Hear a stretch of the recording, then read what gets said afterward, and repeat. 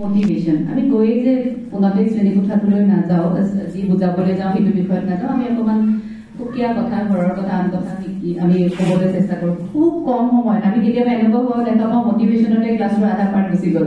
main পাৰ্টটো থাকি গ'ল সেইটো নহয় খুব কম সময়ত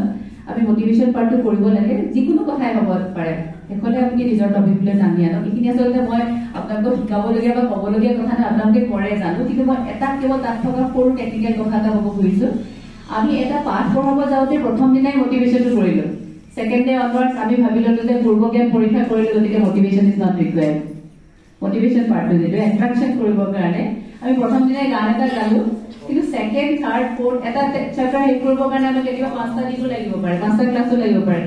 সেই থাৰ্ড সেকেন্ড ফোৰ্থ এইটা ক্লাসতো যে আমি মটিভেশ্যনৰ কাৰণে 1 মিনিট সময় দিব পাৰো সেই কথাটো আমি বহুত সময় নাভাবো গতিকে এইখিনি অকণ সৰু সৰু কথা মনলৈ আহিছে কাৰণে কৈছো আপোনালোকে বহুতে কৰে